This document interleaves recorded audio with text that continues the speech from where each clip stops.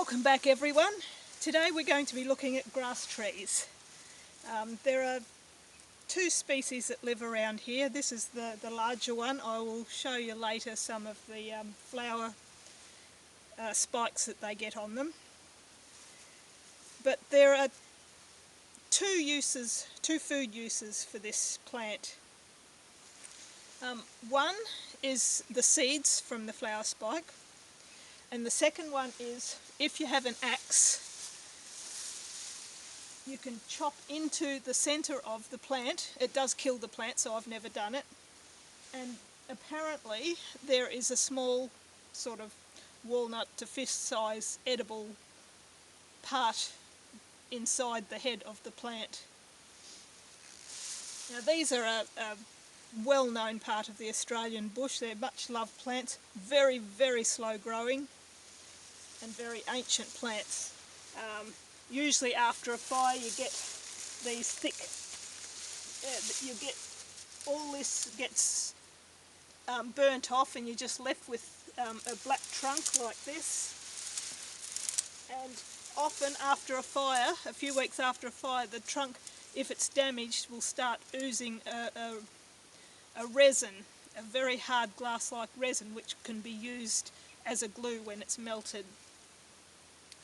I've just noticed that there are some new spring orchids, even though it's still winter. Everything's all waking up now and it's feeling much like spring. And I'll bring the camera over and show you these orchids that are living underneath this plant.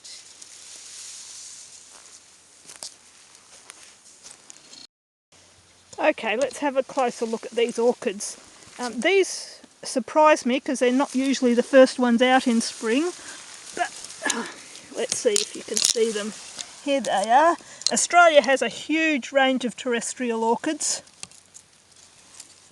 and these are just one of them. They're very cute little orchids. They have edible tubers. I'll show you that in the next video. But these are little hooded orchids. See, oh, I'm hoping you can see this well with the camera. But we have so many different kinds and they're all so beautiful. Well, some are, some aren't. Well, I'll try and find some of the insect named ones. But they all live on the ground. We don't have any tree living ones around here. Okay, here's a grass tree spike.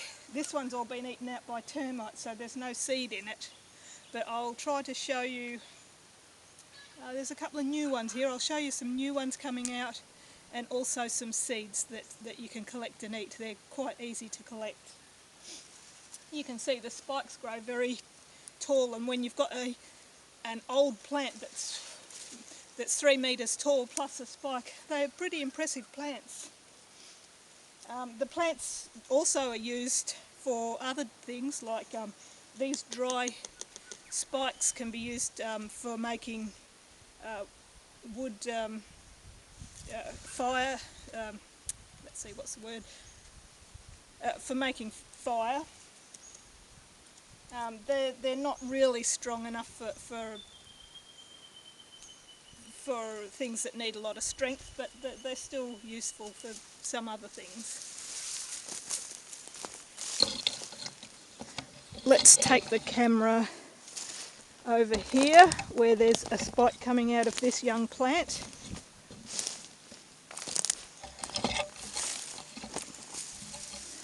See, here's a new one just growing.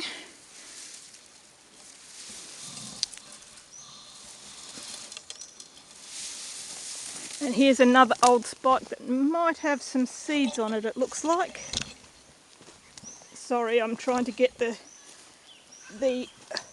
tripod over some sticks. Right, you can see here, there's not a lot of seed on this one, but you can see here that there are seed pods along here. They've all been eaten.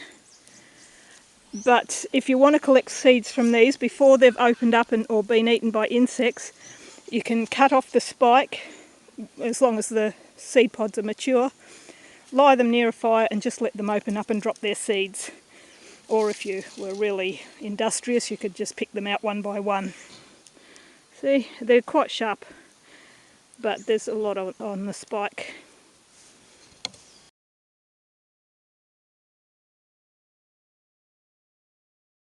Now I was walking past and I saw this grass tree, and I noticed that it does have some resin coming out. So let's have a look at that.